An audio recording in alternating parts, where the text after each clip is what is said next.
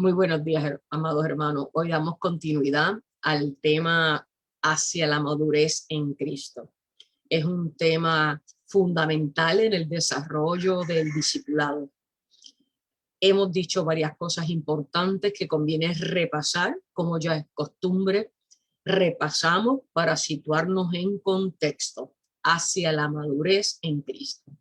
Preciso es recordar que la madurez en Cristo solo puede realizarse si seguimos fielmente ciertos principios de crecimiento que Dios nos da a través de su palabra. Esos principios de crecimiento están fundamentados en la palabra de Dios y nunca fuera de ella. Amados hermanos, la palabra de Dios nos lleva a un orden, nos lleva al orden vital, existencial, espiritual y moral que le agrada a Dios para ser aprobados por nuestro Padre Celestial. Hemos dicho que es importante que usted vuelva a repasar cuáles son los mandamientos en Éxodo 20, los frutos del Espíritu que dan testimonio de la transformación que hemos recibido, Gálatas 5, y hablábamos al inicio de este devocional bajo este título, la madurez en Cristo, de 7 hábitos de una vida consagrada a Dios. Si consagramos, si entregamos para la obra de Dios nuestra vida, para que Él sea en nosotros, para su gloria, para su honra, porque le amamos, le adoramos y le queremos servir en espíritu, en verdad, tiene que haber unos hábitos. Comentaba la pastora que se necesitan 21 días consecutivos de una acción repetida para que una acción se convierta en hábito. Miren qué importante, ¿verdad? 21 días, es decir, que todo lo que se hace bajo repetición de una forma programática nos lleva a desarrollar un hábito. Y hay hábitos positivos y hábitos negativos. Nosotros, en Cristo Jesús, todos los hábitos tienen que ser positivos, saludables y conforme a lo demanda en su palabra. Repasamos rapidito. Los 7 hábitos de una vida consagrada a Dios. Decíamos que en primer lugar era el hábito de la oración constante, la oración individual, donde en arrepentimiento nos presentamos ante el Cristo de la gloria para pedir su perdón y para pedir restauración de nuestra vida, para que esa iniquidad de pecado que nos ha inundado en la vida, podamos irla limpiando, podamos ir santificando todo nuestro sentido, y lo hemos repetido muchas veces, para poder tener una vida conforme y agradable a Dios. El primer hábito de oración, el segundo hábito es la fe. Tenemos que tener confianza en Dios. Salmo 103 dice, ¿verdad? Que si no confiamos, no oraremos. Jehová estableció su trono en los cielos, su soberanía domina sobre todo. Él es omnipotente. Reconocer esa omnipotencia. Él todo lo ve, él todo lo sabe, él está en todo lugar. Y una vez venimos en arrepentimiento a constituirnos en hijos de Dios, el Espíritu de Dios mora en nosotros y con nosotros. Por lo tanto, siendo el cuerpo el templo del Espíritu, tenemos que mantenerlo purificado, porque si no lo contristamos. Bien, decíamos que el tercer hábito era la lectura obligada de la Biblia, la lectura de la palabra. La lectura de la palabra es esa guía que nos va llevando de la mano, revelada por el Santo Espíritu, que nos va a ir dando alimento espiritual que va a nutrir nuestra fe y nuestra oración. Nos tenemos que alimentar de la palabra de Dios. Nada fuera de ella, porque ella lo es todo, es vida para nuestra vida. Y es el don precioso que nos dejó Dios, porque es inmutable, Él es eterno, Él no cambia, y la palabra de Dios es donde encontramos revelación suya, revelación de su obra para nuestra vida y revelación para nuestra salvación. Cuarto, obedecer a Dios. ¿Por qué es importante obedecer a Dios? Porque tenemos que aprender a escuchar la voz de Dios para ser dirigidos. Tenemos que aprender a pedir discernimiento, que aumente nuestro don de fe para poder obedecer a Dios. Tenemos que conocerlo y lo conocemos a través de la oración, de la fe y escudriñando su palabra. Eso nos lleva a, de manera voluntaria, por un acto de amor, por un acto de respeto, por un acto de reverencia, obedecer su palabra. Y eso nos lleva a la dependencia, el quinto, a la dependencia del Espíritu Santo. Bien, y debemos orar diariamente y pedirle, Señor, quiero que me llenes de tu espíritu. Señor, quiero que me llenes de tu espíritu. Es su espíritu quien nos guía y nos protege, es nuestro escudo. Por lo tanto, oración, fe, lectura de la palabra, obedecer a Dios y dependencia del Espíritu Santo. Decíamos, ¿verdad?, que el sexto era dar a Dios y a otros. Él es nuestra gran provisión. Todo le pertenece a Dios y realmente lo que estamos haciendo es honrando a Dios, porque nos llama a una vida de amor al prójimo y de servicio. Y Dios pone en nuestro corazón la dirección hacia dónde canalizar ese servicio. Por eso es que tenemos que ir pasando por estos hábitos. El último, perdonar a otros. Es bien importante, ¿verdad?, que en Efesios 4 nos dice, airáis, pero no pequéis, no se ponga el sol sobre nuestro enojo, no contristéis al Espíritu Santo, quístese en toda raíz de amargura, enojo, ira, maldicencia. Y nos dice, ¿verdad?, en Efesios 4, del 30 al 32, estuve leyendo el 32, perdonaos unos a otros. Fíjense que si no perdonamos, no vivimos a la medida de Cristo Jesús, quien aún siendo crucificado, miró con misericordia a aquellos que lo inmolaron y le pide al Padre que los perdone porque no saben lo que hacen. Así que esos 7 hábitos nos llevan a desarrollar el tema, el gran tema. La madurez en Cristo no se da de una forma espontánea, automática, en el vacío. Se fundamenta en unos hábitos, en acciones repetidas que nos llevan a un estilo de vida. Ser cristiano y madurar en Cristo es un estilo de vida. No se hace por temporada, no se hace solamente cuando hay necesidad, cuando queremos el favor de Dios, porque cuando estamos con y en Dios, el favor de Dios es a diario, es constante, porque Él es fiel. Él es fiel. La pregunta es, ¿en qué medida yo desarrollo una fidelidad con mi Cristo Jesús, con mi Señor amado?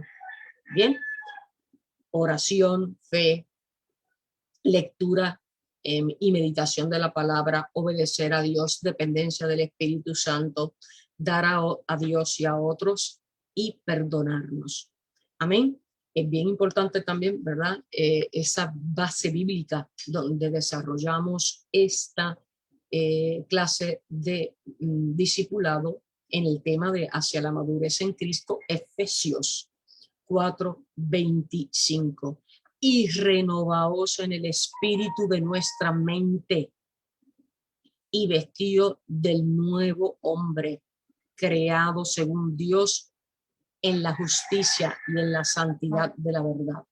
Fíjense en qué poderosa porción de la palabra de Dios, Efesios 4:25.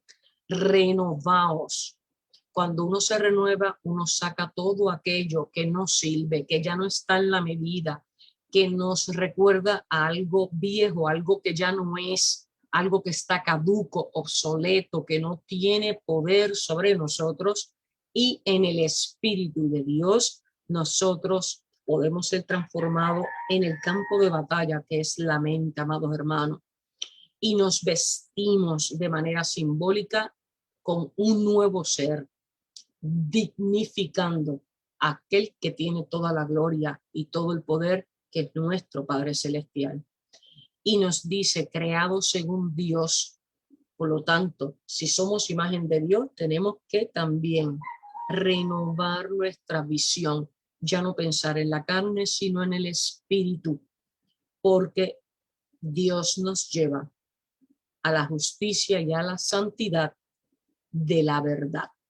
Justicia y santidad de la verdad.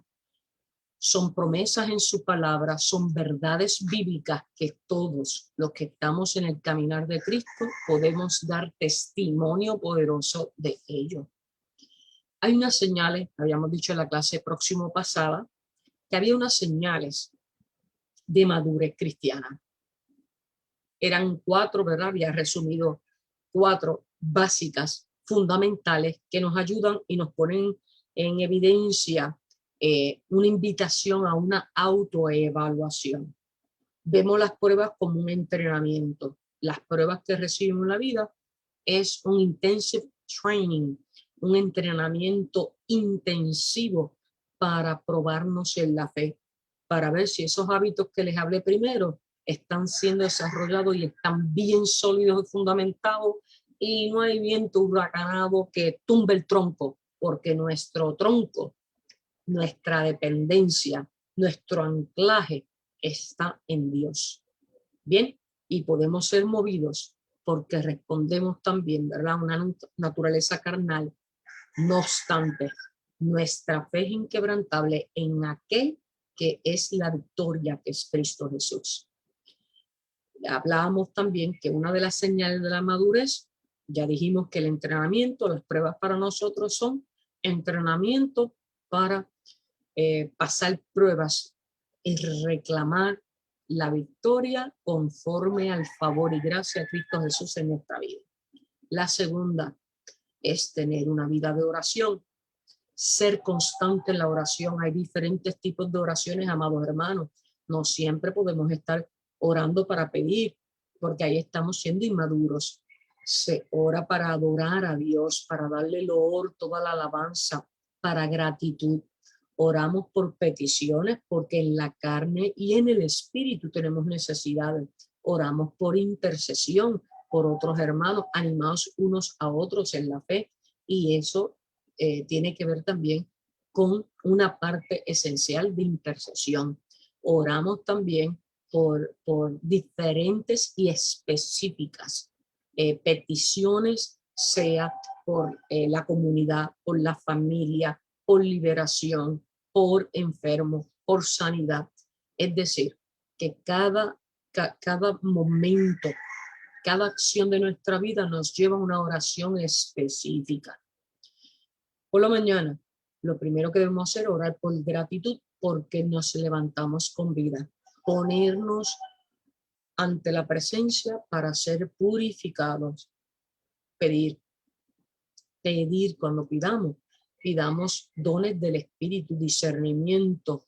Pidamos en Cristo Jesús ese discernimiento que nos lleva siempre a que Él nos revele conforme a su voluntad, nos revele aquello que es esencial para seguir firmes en la fe y para obedecer aquello que nos lleve a su voluntad perfecta para con nuestra vida. Tercero, señales de madurez cristiana. La primera es que las pruebas son entrenamiento. Segundo, una vida de oración. Yo me detengo y reconozco la soberanía de Dios y no se mueve nada en mi vida sin que Dios esté en el proceso y esté en todos los aspectos. Tercero, es importante este tercero, que revela madurez, señal de madurez cristiana. Cuando somos confrontados, hermanos, amados hermanos, cuando somos confrontados porque alguien ve en nosotros algo que no hace resplandecer la luz admirable de Cristo en nuestra vida y nos dice, hermana, quisiera hablar con usted, y nos señala algún aspecto de nuestro carácter, actitud. Mira, a veces hasta de la salud emocional, la salud mental, la salud psicológica, la salud física, señales que para nosotros en el velo que nos pone el enemigo no la vemos. Y algún hermano movido por el Santo Espíritu es usado poderosamente con Dios y viene a donde nosotros nos dice, veo esto, amado hermano, permíteme orar por usted. En lugar de nosotros tomarlo como un chismoso, como un entremetido, nosotros debemos decir, Señor, gracias porque enviaste a un siervo a que me apoye en el caminar en Cristo y a quebrantar un área en donde la ceguedad de mi espíritu yo no estaba alerta. Ojo, tengamos cuidado. Cuando somos confrontados, tiene que ser una confrontación dirigida por el Espíritu, por amor y en el amor de Cristo. Confrontación no es ir a juzgar. Atiendan, confrontación no es ir a juzgar. Confrontación es ser movido por el Espíritu, ordenado por el Espíritu y guiado con el amor eterno de nuestro Padre Celestial a ayudar a un hermano que está caído o que está caminando por sendas de pecado y rescatarlo para Cristo. Muchas veces las confrontaciones son en vivo. Cuando digo en vivo, porque alguien te llama y te lo dice. Muchas veces las confrontaciones las hacemos a través de la oración. Señor, te entrego a mi hermano y el nombre del hermano, transfórmalo conforme a tu voluntad, quebrántale un área, Padre amado, donde hay ceguera espiritual. Intercedemos confrontando, ¿verdad? Para que ese hermano sea confrontado en la manera y medida que Dios, ¿verdad? Que es omnipotente, así lo permita. Así que como no somos perfectos y nunca lo vamos a hacer, tenemos áreas de quebrantamiento y eso es parte de que alcancemos una madurez. No podemos actuar como que tenemos una santidad absoluta, como que no tenemos ningún problema de carácter o problema de actitud, porque estaríamos siendo lo opuesto, siendo inmaduros. Bien, y por último hablaba de un cuarto aspecto que revela, ¿verdad?, señal de madurez en nuestra vida cristiana, y es que como cristianos siempre reconocemos que nuestro objetivo es ir en progresión. Sabiendo que no somos perfectos y nunca lo seremos, ir en progresión, saber que estoy caminando y doy pasos de progresión, de avance en mi madurez como cristiana. Es importante no quedarnos detenidos, no, la inercia no es permitida en la vida cristiana. Ser inerte es quedarte inamovible. Dios es todopoderoso, pero Dios nos llama a querer y hacer. Por lo tanto, no nos podemos quedar en un estadio, en una etapa, sentados, mirando pasar el mundo y diciendo, ya yo progresé todo lo que tenía que progresar en mi madurez. Eso no es lo que estamos hablando, eso se opone a la palabra de Dios. Porque en Filipenses 2:13 claramente, ¿verdad? Pablo le advierte y le advirtió a los Filipos en Filipenses, al pueblo de Filipo, le advirtió lo que hoy a usted y a mí, él también nos está diciendo y hace un gran eco en nuestra mente. Y es, Dios obra en nosotros el querer y el hacer para su beneplácito. Filipenses 2:13, Dios es el que obra en vosotros, en usted y en mí, tanto el querer como hacer para su beneplácito y siempre para la gloria de Dios. Por lo tanto, el querer y el hacer. El querer viene del anhelo del corazón, es en el campo, ¿verdad?, de nuestras emociones, en el campo del amor y la gratitud a Dios.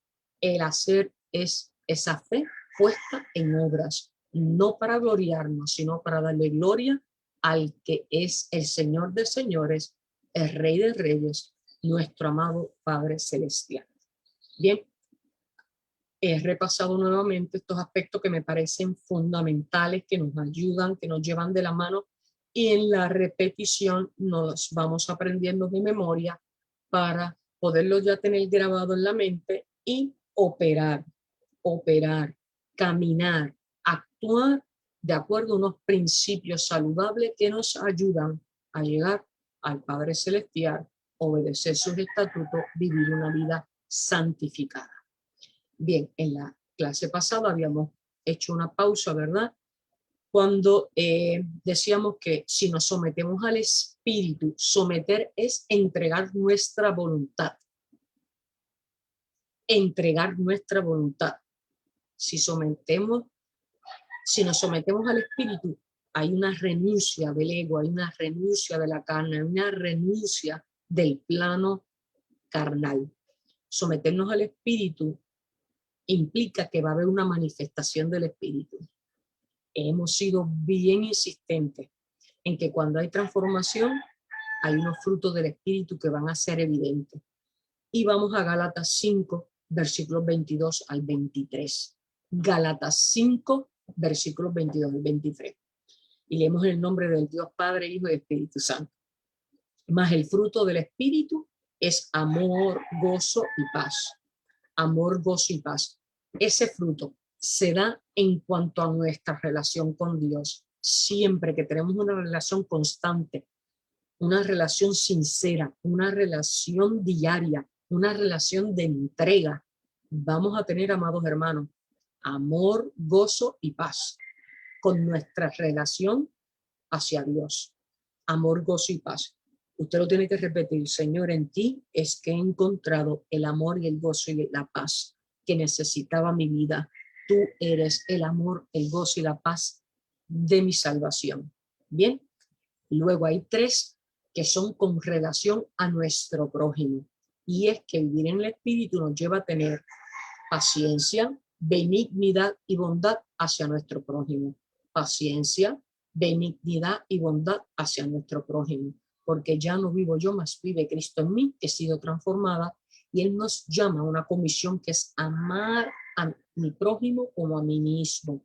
Por lo tanto, yo tengo que revelar y se tienen que ver, se tienen que desarrollar esos frutos del Espíritu: paciencia, benignidad y bondad con relación a mi prójimo. Y con relación a mí misma son los últimos tres, que es fe, mansedumbre y dominio propio, o templanza le llaman algunos. La fe, la mansedumbre y el dominio propio es en relación a mí mismo.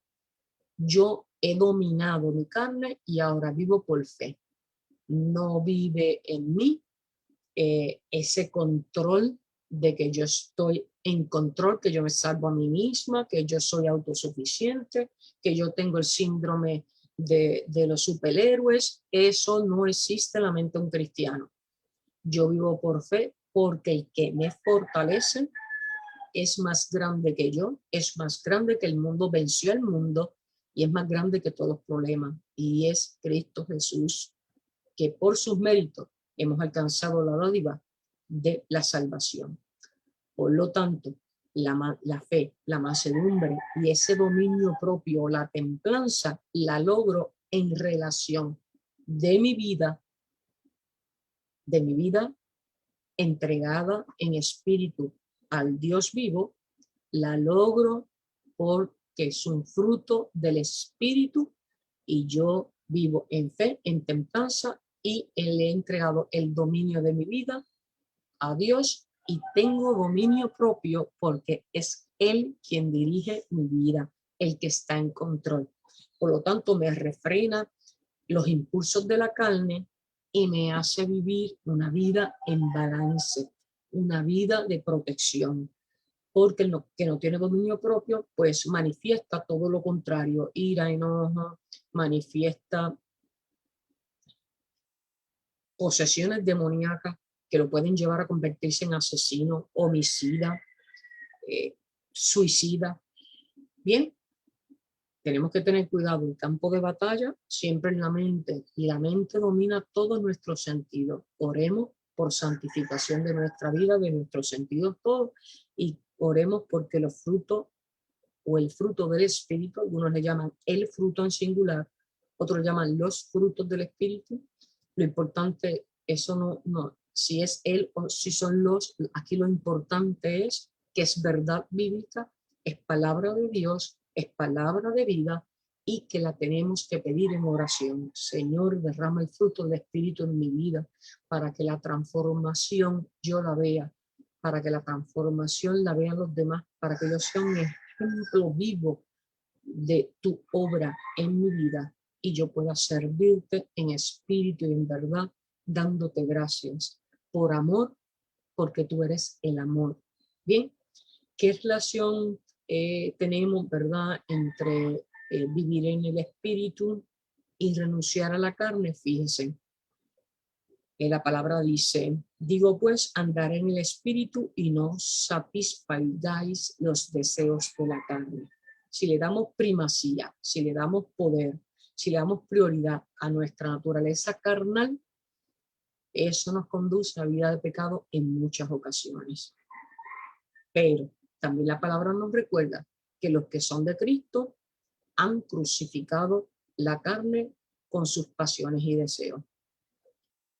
Nuestro ya deseo es espiritual, es alcanzar el mérito, la corona de gloria a través de la salvación en Cristo Jesús, estar en su presencia y tener morada celestial juntamente con Él.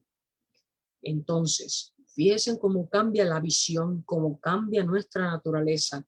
Ya no somos, no respondemos a la carne que nos lleva a una vida de pecado, a vivir muchas veces oponiéndonos a lo que demanda la palabra de Dios, y ya hemos elevado nuestra vida a una vida espiritual.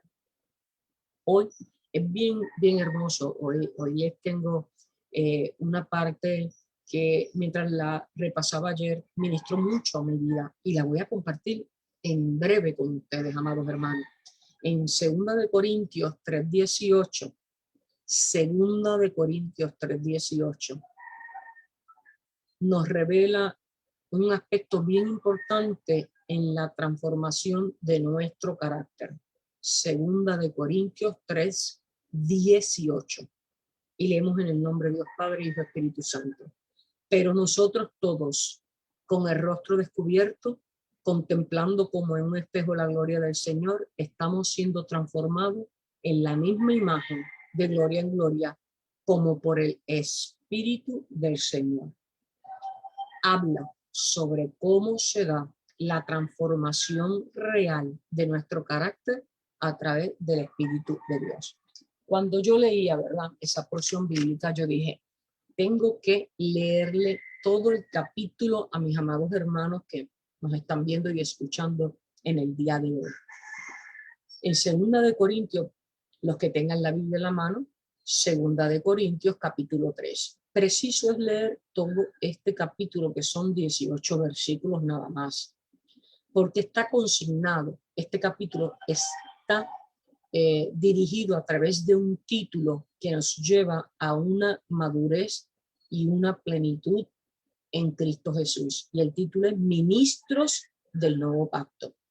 Un ministro es aquel, ¿verdad?, que es un embajador de lo que es Dios en la tierra. Usted y yo, ¿verdad?, tenemos diferentes tipos de llamado y Dios nos va dirigiendo a aquella área en donde por su infinito amor Él deposita unas comisiones, unas obligaciones, unas asignaciones para su obra. Entonces, fíjense en que ministros del Nuevo Pacto, en 2 de Corintios capítulo 3, leemos en el nombre del Dios Trino, dice, comenzamos otra vez a recomendarnos a nosotros mismos. Recuerden que Pablo, esto es una de las cartas paulinas, Pablo visita la ciudad de Corinto y hay dos capítulos, la primera de Corintios y segunda de Corintios. Y él les va dando unas advertencias, unos consejos de acuerdo a cómo él veía esa comunidad de fe. Le hablaba a ellos en 2 de Corintios y hoy nos habla a usted y a mí. Escuchen. ¿Comenzamos otra vez a recomendarnos a nosotros mismos? ¿O tenemos necesidad, como algunos, de cartas de recomendación para vosotros o de recomendación de vosotros? Nuestras cartas sois vosotros, usted y yo, escritas en nuestros corazones, conocidas y leídas por todos los hombres. Habla del testimonio. Yo no puedo andar en mi vida cristiana pidiéndole cartas de recomendación que otra persona de fe avale, apoye mi vida en Cristo porque eso lo aprueba Dios. Y yo no necesito cartas de recomendación si he vivido una vida sincera ante Dios, porque Él mismo, a través de la transformación que estamos pasando, siendo procesados por su palabra para ser embajadores dignos de su poder y su gloria, nosotros somos cartas abiertas. Es decir, nuestra vida es nuestra mejor carta de presentación. Siendo manifiesto que soy carta de Cristo, expedida por nosotros, escrita no con tinta, sino con el Espíritu de Dios vivo, no en tablas de piedra, sino en tablas de carne del corazón. Y tal confianza mediante Cristo para con Dios. No que seamos competentes por nosotros mismos. Nosotros no tenemos ningún tipo de autoridad. La autoridad siempre es de Dios. Para pensar algo como de nosotros mismos, sino que nuestra competencia proviene de Dios. Versículo 6. El cual asimismo nos hizo ministros competentes de un nuevo pacto.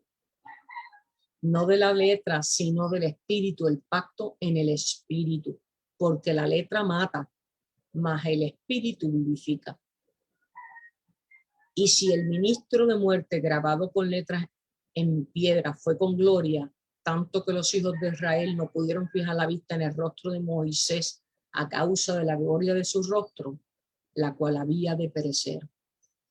¿Cómo no será más bien con gloria el ministerio del Espíritu? Porque si el ministerio de condenación fue con gloria, mucho más abundará en gloria el ministerio de la justificación. Somos justificados porque Cristo, en el acto salvífico, nos salvó a usted y a mí por los méritos de Él, no jamás porque somos dignos de salvación. Porque aún lo que fue glorioso no es glorioso en ese respecto, en comparación con la gloria más eminente. Porque si lo que perece tuvo gloria, mucho más glorioso será lo que permanece. Así que teniendo tal esperanza, usamos de mucha franqueza, y no como Moisés, que ponía un velo sobre su rostro para que los hijos de Israel no fijaran la vista en el fin de aquello que había de ser abolido. Pero el entendimiento de ellos se embotó, porque hasta el día de hoy, cuando leen el antiguo pacto, les queda el mismo velo no descubierto, el cual por Cristo es quitado. Fíjense que ya no vivimos en el viejo pacto. El viejo pacto hablaba de que Dios iba a enviar un cordero de sacrificio para redimirnos y que se constituiría en nuestro Redentor y Salvador. Eso ya se cumplió en Cristo Jesús. Y aún hasta el día de hoy, cuando se lee a Moisés, el velo está puesto sobre el corazón de ellos. Fíjense que la Biblia se escribió hace más de 2000 años y todavía, porque Dios es hermoso, es eterno, Dios es inmutable, nos está hablando hoy con autoridad divina. Pero cuando se conviertan al Señor, el velo se quitará, porque el Señor es el Espíritu, y donde está el Espíritu del Señor, allí hay libertad. Amén, aleluya, el gran yo soy. Márquelo, amados hermanos. 2 Corintios 3:17, porque el Señor es el Espíritu, y donde está el Espíritu del Señor, allí hay libertad. Por tanto, nosotros todos mirando a cara descubierta como en un espejo la gloria del Señor, porque ya estamos, ¿verdad? El velo fue quitado por la obra y la sangre preciosa de Jesucristo, y somos transformados de gloria en gloria en la imagen, en la misma imagen, como por el Espíritu del Señor. Amén. Poderosa la palabra de Dios en 2 Corintios capítulo 3. Fíjense que nos habla de esa transformación de nuestro carácter. Bien, Y esto me llevó a buscar en la palabra de Dios un ejemplo de esa transformación de carácter. Y todos ustedes recordarán a uno de los apóstoles que tenía un carácter extraordinario, ¿verdad? Ese apóstol fue Pedro. Vamos a detenernos para hablar de Pedro en un momento.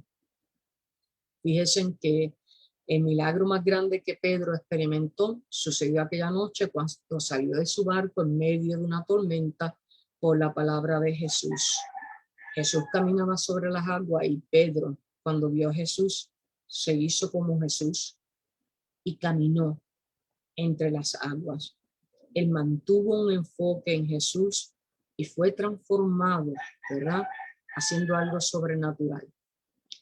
Para poder entender esta porción que acabamos de leer en 2 Corintios 3 y específicamente ese último versículo de que nosotros ya tenemos el rostro descubierto porque hemos sido libertados del pecado a través de Cristo Jesús, vamos a tener el favor de la transformación en la misma imagen de gloria en gloria como por el Espíritu del Señor.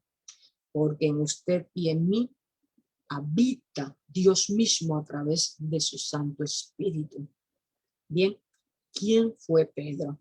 Yo voy a compartir la maravillosa biografía de Pedro en este instante. Pedro, ustedes recordarán que era un celote, pertenecía a una comunidad de celotes.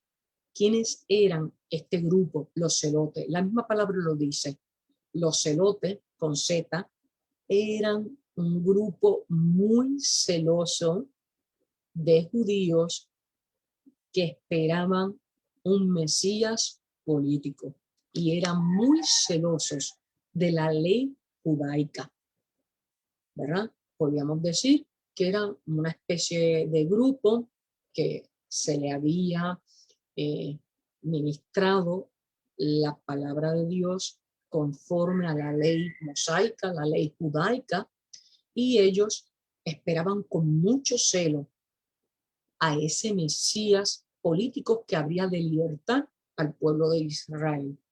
Por lo tanto, si perteneció a este grupo y el mismo nombre está diciendo, nos ya alerta de que era parte de los celotes, era un grupo también militar, era un grupo cuasi militar, era un grupo de armas tomadas, porque tenían el celo de preservar la ley, la creían y tenían una esperanza, y es que ellos estaban preparados a recibir y a luchar con un Mesías político que venía a libertar al pueblo de Israel de la cautividad.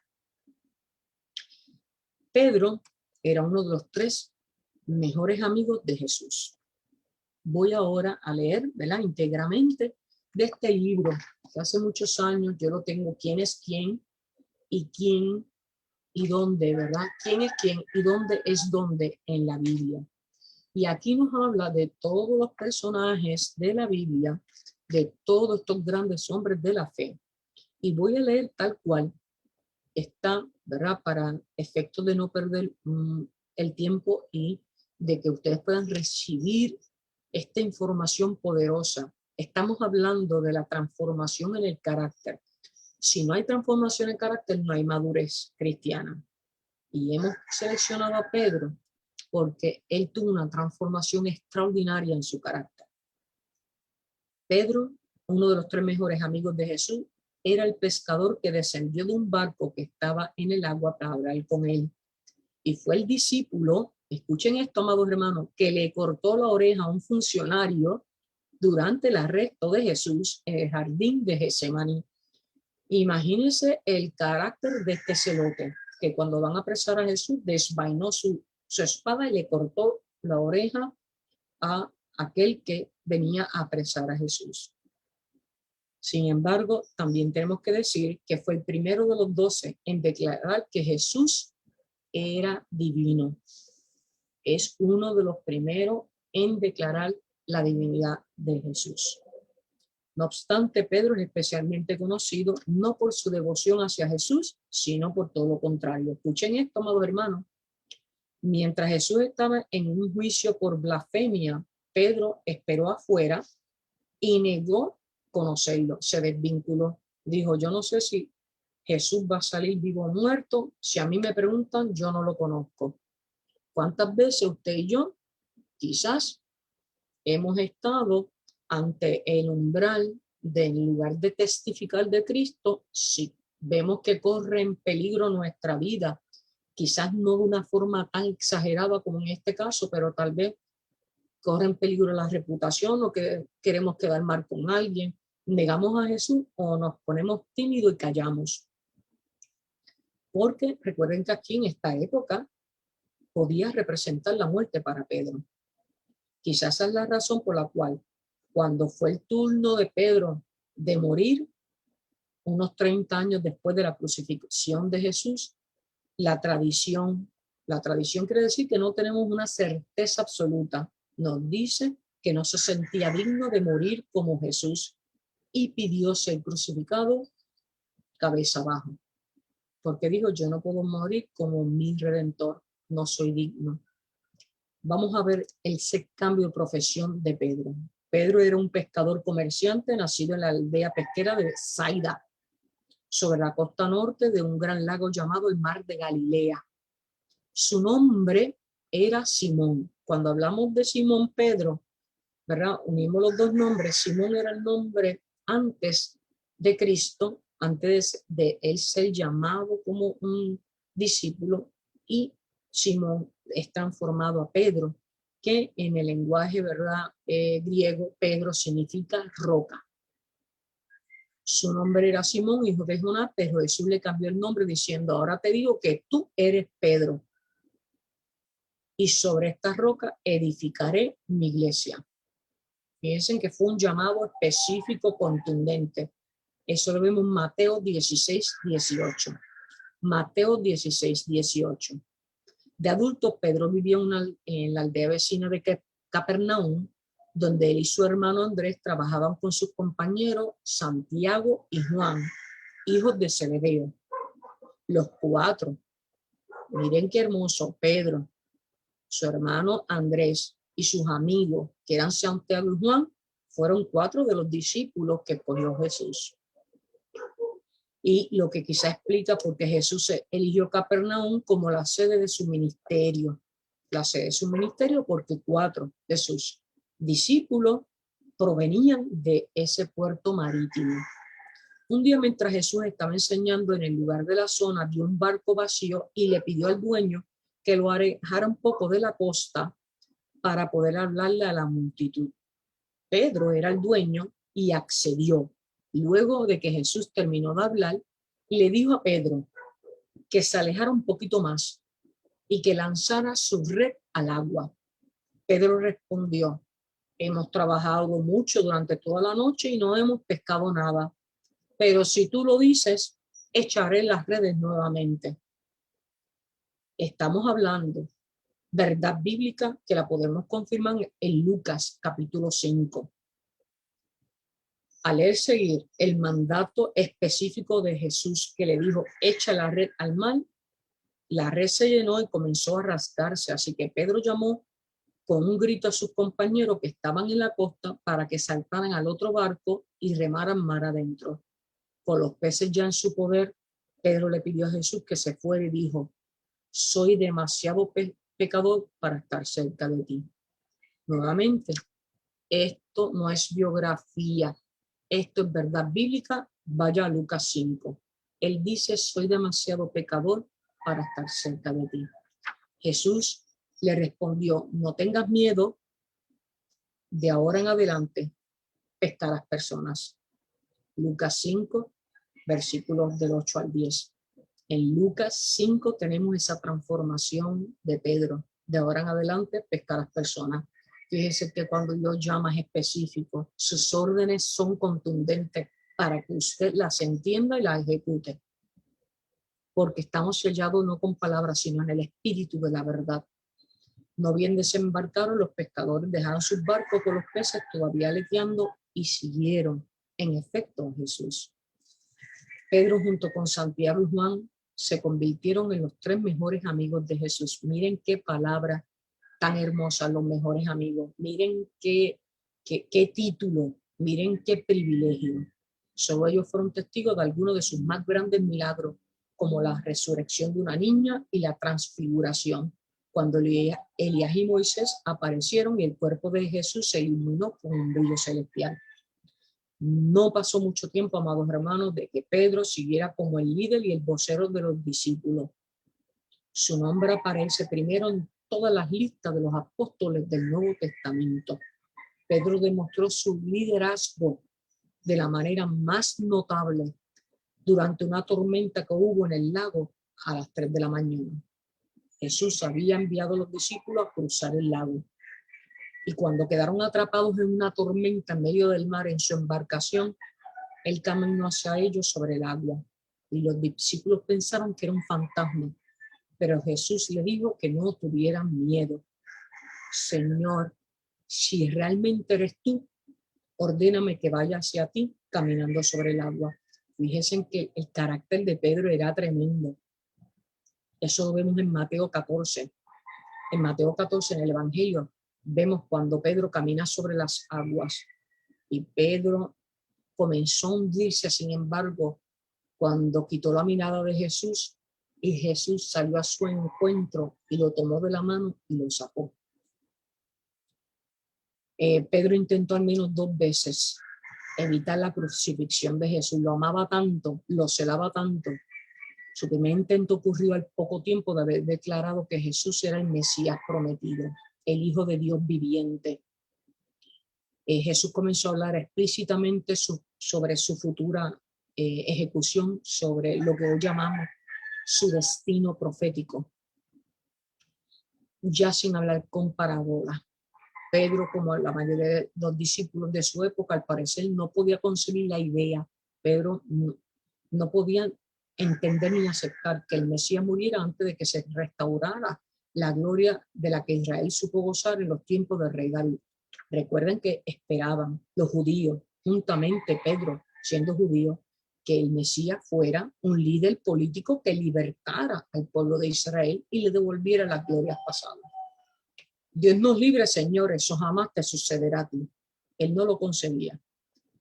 Y fíjense que cuando Pedro le dice eso, la respuesta de Jesús fue: aléjate de mí, Satanás. Representas una trampa peligrosa para mí. Ves las cosas solamente desde el punto de vista humano y no desde el punto de vista de Dios. Mateo 16, amados hermanos. Aún en el amor y en el celo de Pedro y su devoción de seguir a Jesús y de participar de su ministerio, nada ni nadie puede interrumpir la obra de Dios en la vida de nosotros, ni siquiera, ¿verdad? Personas que nos amen mucho. El segundo intento de Pedro fue violento. Cuando los funcionarios del templo arrestaron a Jesús en Getsemaní, Simón Pedro sacó una espada y le cortó la oreja derecha a Malco, un esclavo del sumo sacerdote. Eso lo vemos en el Evangelio de Juan 18. Jesús ordenó a Pedro que bajara la espada y Jesús obró un milagro. Le restauró la oreja cercenada a aquel esclavo. Sin embargo, a Pedro le falló el coraje horas después, cuando alguien le reconoció entre el grupo que estaba esperando afuera el juicio de Jesús. Ese juicio que duró toda la noche. 3 veces le preguntaron si eran el discípulo de Jesús y él lo negó cada una de las 3 veces. Con la tercera negación cantó un gallo. Jesús había predicho en la última cena, cuando reunió a sus discípulos: de cierto te digo que me negarás 3 veces al canto de un gallo. Y cuando Pedro se dio cuenta de que se había cumplido la profecía hecha en la última cena, en palabras de Jesús mismo, se alejó corriendo y llorando. La resurrección de Jesús dio a Pedro la seguridad absoluta de que la muerte no era el final, sino el comienzo. Así que durante el festival de la primavera de Pentecostés, como ustedes recordarán, unos 50 días después de la crucifixión, Pedro predicó un sermón bien atrevido sobre Jesús y lo predicó en el mismísimo corazón de Jerusalén, donde las personas que crucificaran a Jesús lo pudieran oír. Unos 3,000 judíos le creyeron a Pedro cuando dijo que Jesús había resucitado de entre los muertos. Y esa es la buena noticia. Ese es el evangelio, que Jesús sana, salva, restaura, resucita. Bien, quizás a eso se refería Jesús cuando dijo que constituiría en Pedro la primera iglesia, porque ese día se convirtieron 3,000 y hablaban además, ¿verdad?, en las lenguas de sus orígenes, en las lenguas vernáculas, en las lenguas de donde estas personas pertenecían. Con este núcleo de creyentes, estos primeros 3,000 que se congregaron en torno a Pedro cuando él tuvo esa tremenda prédica el día del Pentecostés, comienza la iglesia cristiana que se va extendiendo hasta el día de hoy. Hizo falta también, es importante decirlo, una visión para convencer a Pedro de que no solamente los judíos merecían escuchar las buenas nuevas, ese evangelio de salvación y de resurrección para vida eterna que nos da la palabra. Él tuvo una visión donde vio animales que no eran kosher. ¿Qué es kosher? K-O-S-H-E-R, kosher. Pues la palabra kosher es una palabra judía y de lo que habla es de los alimentos que ellos tienen aprobado para ingerir conforme los rituales de la ley judaica. Kosher significa apto o adecuado, generalizado con el significado de legítimo. Los animales que no siguen la tradición, ¿verdad?, o la ley judía se llaman taref. Los alimentos kosher, por ejemplo, los alimentos que están aprobados por la ley judaica para ser ingeridos, los animales terrestres podrían ser la vaca, el toro, la oveja y el cordero, porque no son, deben ser rumiantes y tener la pezuña partida. El cerdo, el caballo y el gato no tienen esas dos cualidades. Los animales marinos o kosher, los animales que están aprobados por la ley judaica para que puedan ser ingeridos, deben tener aleta y escamas, como el atún, el salmón, la sardina. Y los restos de los animales marinos, como no tienen aletas y escamas, no son aptos para comer, serían el tiburón, el delfín y el pulpo. Las aves que están permitidas son todas que coman otras aves que no sean carnívoras y tampoco carroñeras, que coman comida muerta, comida putrefacta. Se considera kosher o apto para comer el pollo, el pato y el ganso, pero no el avestruz, la gaviota y el buitre. Los vegetales kosher, los vegetales adecuados, aptos según la ley judaica, son todas aquellas frutas, verduras y vegetales que no tengan insecticida y tampoco que hayan ingerido insectos. Fíjense, en verdad, que la ley judaica es bien estricta en cuanto a la alimentación. Pedro, siendo judío, siendo celote, conocía la ley judaica y tuvo una visión en que Dios le dice, ¿verdad?, que de todos los animales que está viendo allí, él podía comer, los podía matar y comer. Él no entendió, eso lo perturbó. Y el Espíritu Santo le dijo que fuera con los mensajeros que estaban llegando.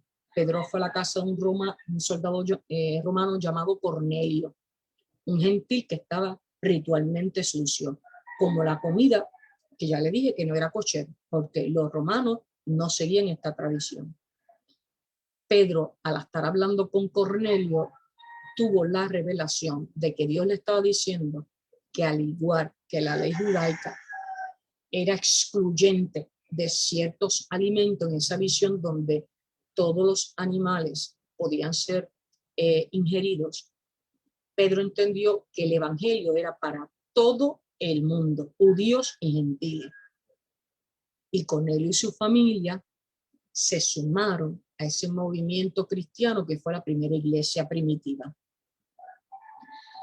La muerte de Pedro, ¿verdad? La Biblia no cuenta, ¿no?, exactamente cómo ni cuándo murió Pedro. Jesús le dijo a Pedro: cuando seas viejo, extenderás los brazos. Jesús dijo eso para darle a conocer el tipo de muerte con la que Pedro glorificaría a Dios, conforme nos revela Juan en el capítulo 21. Los escritores, ¿verdad?, de la iglesia de los primeros siglos, de la iglesia primitiva, nos informan de que fue crucificado.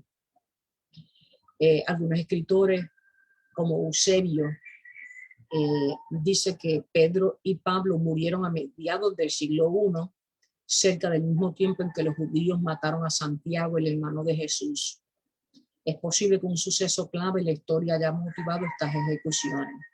El 19 de julio del 64 después de Cristo, hubo un incendio en Roma y el incendio duró 6 días. Nerón se había ido de Roma y en aquella época culpaban de todos los desastres a la naciente iglesia cristiana. Buscaban cualquier motivo para echarle culpa, quemarlos vivos, ponerlos en todo tipo de tortura. Nerón culpó a la secta judía conocida como los cristianos de ese incendio y comenzó a crucificarlo y obligarlo a enfrentarse a leones y gladiadores en el Coliseo romano. Los ataba a estacas alrededor de la arena, amados hermanos, y los quemaba vivos como si fueran antorchas humanas.